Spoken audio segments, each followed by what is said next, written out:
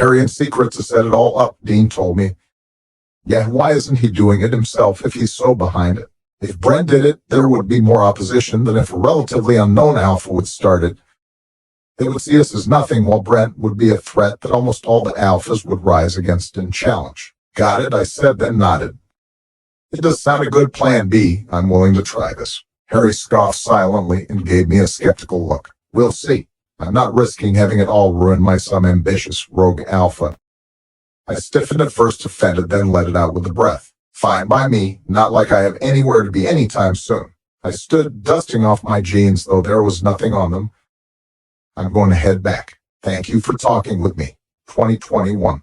When Dean joined me on the front porch, we walked back to his house. Something had been bothering me since I spoke to Harry. This plan for a better pack wasn't something Harry just thought up. Clearly, it had been something he'd been working on for a while. So why was Dean only telling me now?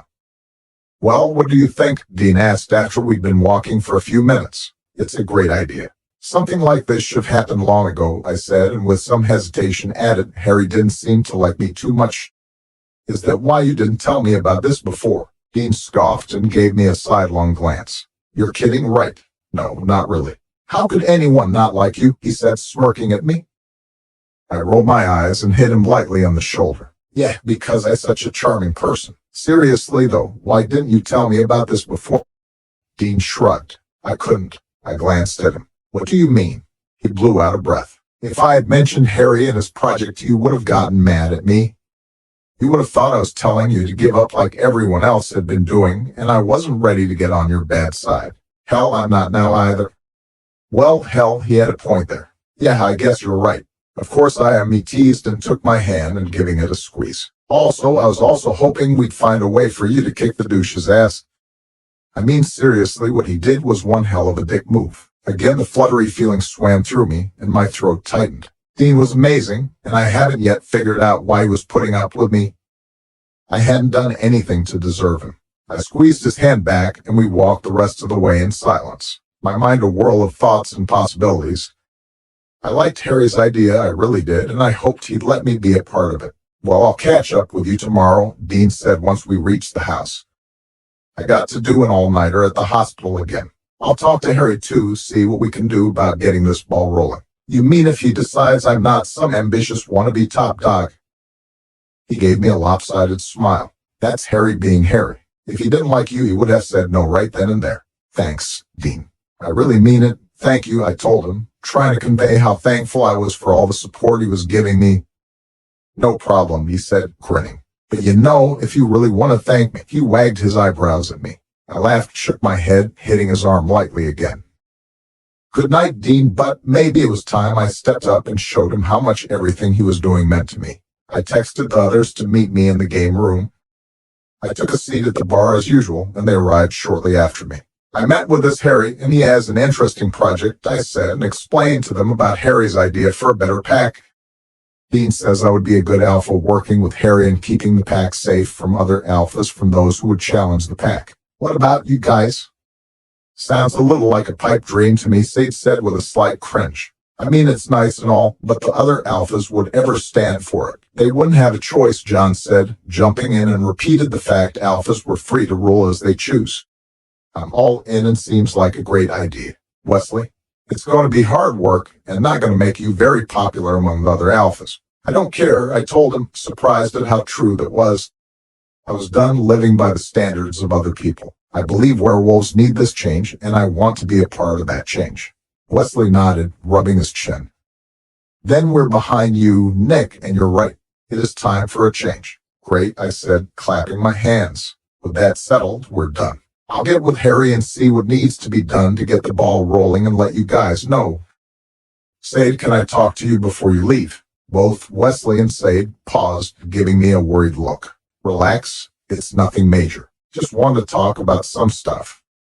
Right, it's something about Dean. Come on, big guy, let's get out of here before they start, John said, reaching up and clasping Wesley's shoulders and herding the bigger man out of the room. You want to talk about Dean? Sade asked, looking surprised. In part, I admitted. I also wanted to make sure you're okay with all of this. You don't seem too thrilled. She let out a breath and sat next to me. I won't lie.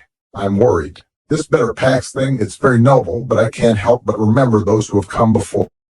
Lincoln, Kennedy, and King all wanted to make changes similar to yours, and it didn't end well. I mean, is it really worth it if it's so dangerous? Yes, I replied without hesitation. You have lost your friends and family by sticking by me when I haven't done any wrong but expect what was promised to me. Dad specifically said we came here to find a mate for me and become alpha. Worse, I can't do anything about it because I'm a woman. I can't change the packs, but I could run one where we aren't limited by gender or even dominance. I am willing to take risks. But it's not only you. It's Wesley, John, Dean, and God knows who all else Sade argued. I can't be responsible for others' choices. If they want to walk away, they can. You can walk away right now, Sade, if that's what you want. I won't hold it against you. She sighed and slumped on her stool. No, but thank you. So what's up with Dean? My stomach churned and I twisted my fingers together. Well, I want to do something for Dean, well, I guess for us to kind of show I'm thankful for everything he's done, and I'm ready to accept him as you know. She giggled, rolling her eyes at me. So basically you'd like to take him on a date or something, right? Yeah, I guess so. Sade laughed again, then nodded.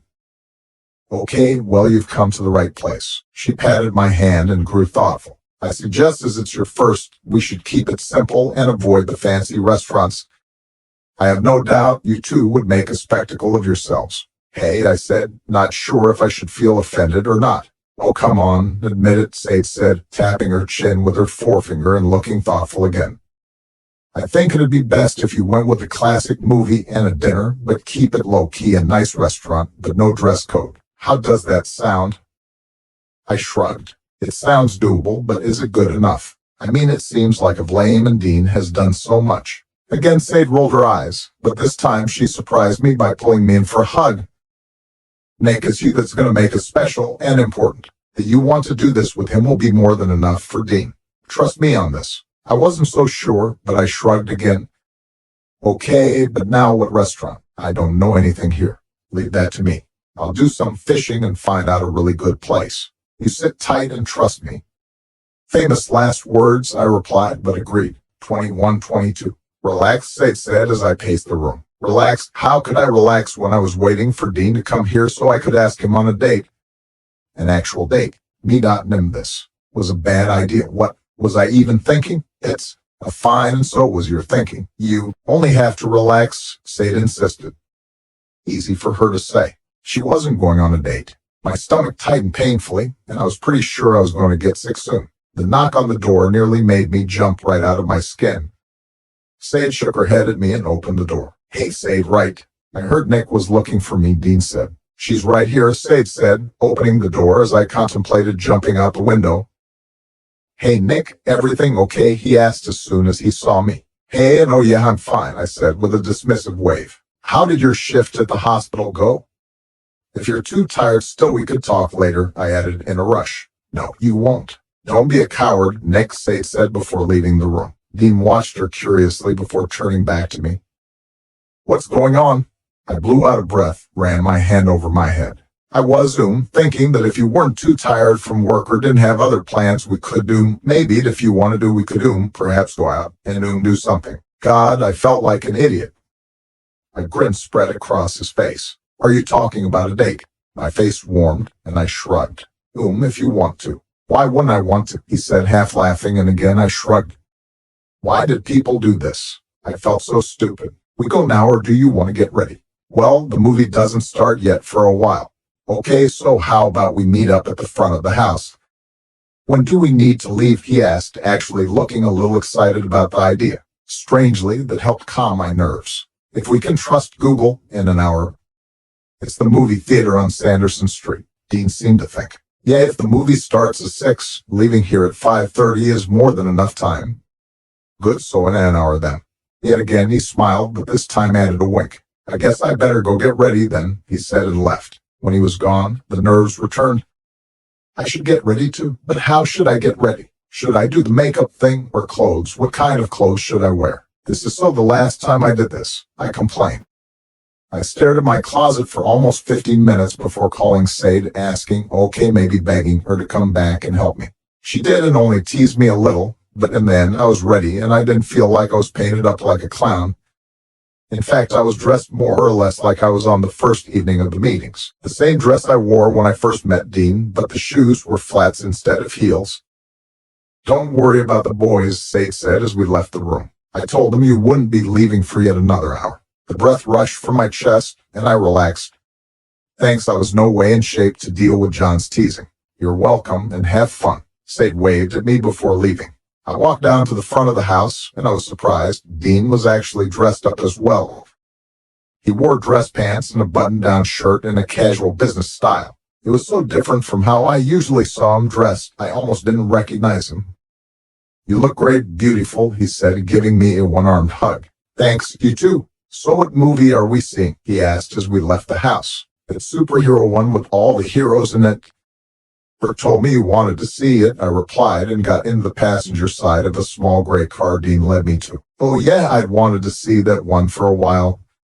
"I suppose you've already got the tickets, so I'll get us the snacks." "Deal, but not too much." "We're going to eat after the movie," I told him, buckling up. He looked at me with eyes wide. "You're going to feed me too? You're so freaking awesome." I couldn't help but laugh at the happy/excited look on his face, and we drove to the theater.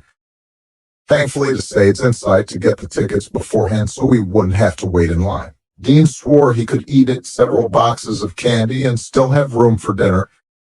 I didn't want to test that theory, so we simply went with some popcorn and drinks. The movie was all right, and Dean seemed to enjoy it, though more than once I caught him glancing over at me for some reason. Afterward, we went to the restaurant. It was Hawaiian, though I wasn't exactly sure what could be considered Hawaiian besides pineapple. The lights were dim, and the decoration Polynesian, or what I assumed was Polynesian. "This is awesome," Dean said as we sat down to our table. "I've always wanted a reason to come here." Again, I couldn't help but laugh at the excited look on his face. "Why not take a girlfriend?" I asked, and cringed, hoping I didn't sound jealous because I wasn't. It'd be idiotic to think he didn't date before meeting me.